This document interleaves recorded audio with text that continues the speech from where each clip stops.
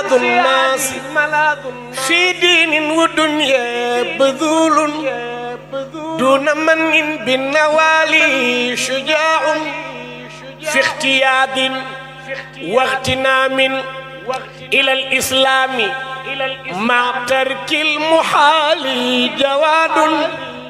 ICFA Institute, Al Madina Travel, Salum Jidda, Sen Info International ak tarixa Tijaaniya in America si njiital suñu imam Mountakha Sakho ñoo leen di may émission bu mag bi.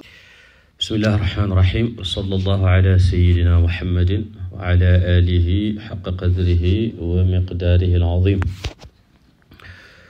We covered the fara'id al-wudu, the obligatory acts of wudu last night, and they were intention, the niyyah is the first obligatory act of wudu. Washing one's face, wiping one's head, before wiping the head, washing the arms up to the elbow, including the elbows, wiping one's head, and dalk, which means rubbing the washed parts.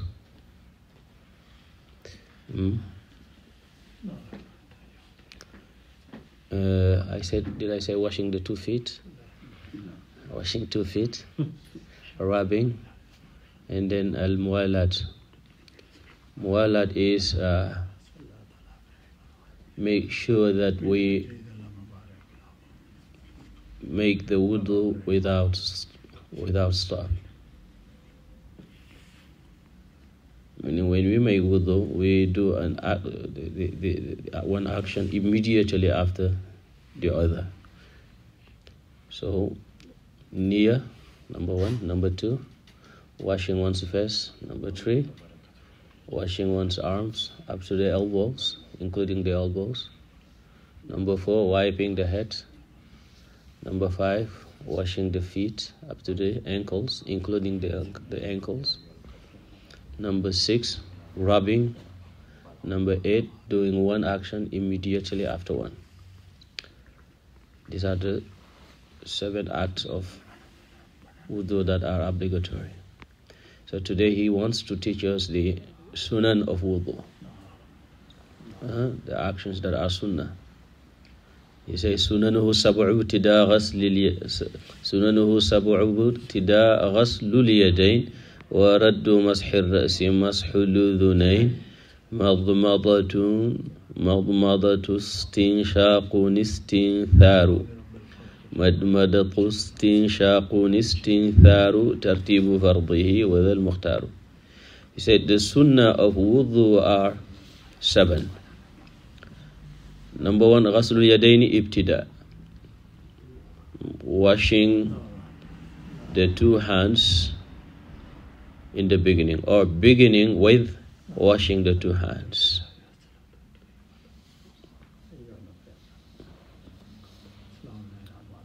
Number 2, making a return pass when wiping the head. When you wipe the head, you see this. He said this part is the fard. Returning is sunnah. Returning the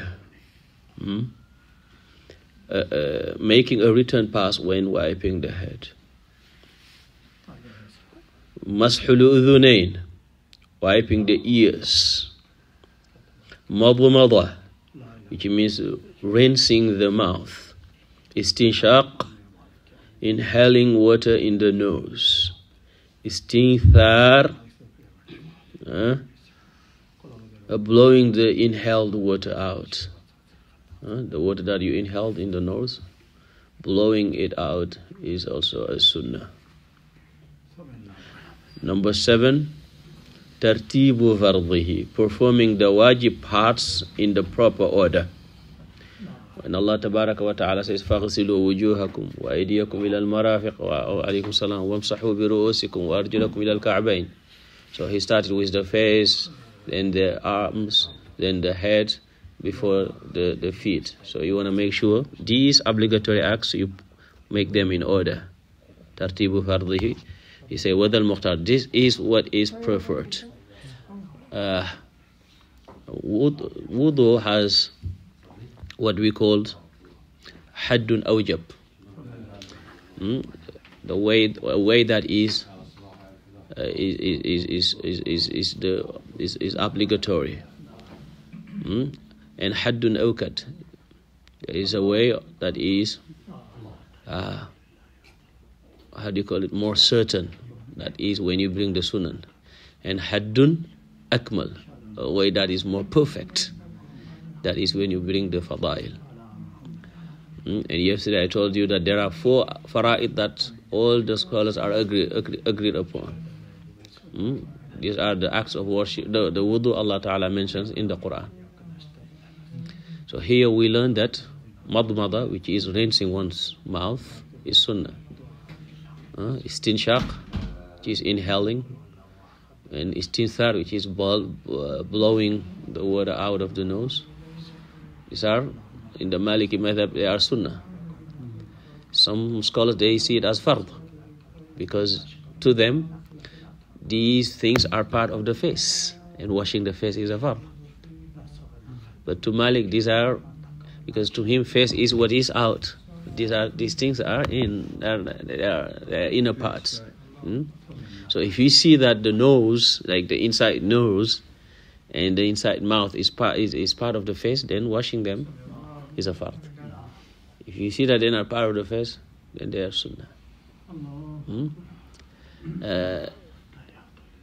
Making the fara'id in order, according to some scholars, is a fard. Because they say this is how Allah mentioned it and this is how the Prophet ﷺ did.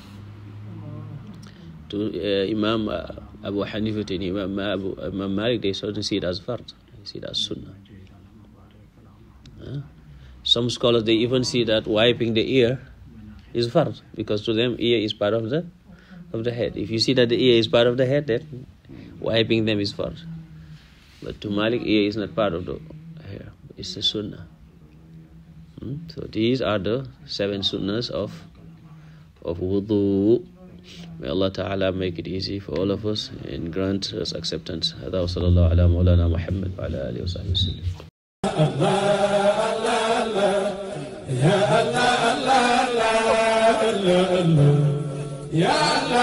Asalaamaaleykum wa rahmatullahi wa barakatuhu. Mbokk yi dal leen ak jàmm ci seen institut international ICFA.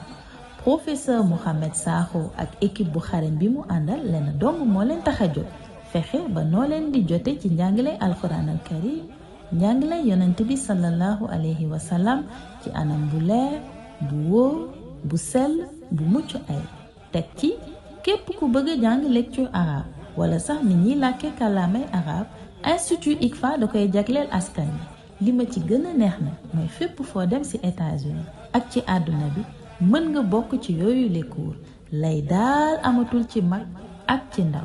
dem leen léegi inscrire ci icfaonline.com wala soo soxlawee ay information yu gën a yaatu mën ngeen leen jot ci 240 688 25 05 wala ci 347 596 20 36 wala nga envoyé email jot réponse bu gaaw te woo ci icfaonline@gmail.com. ICFA daal yéex naa ñëw.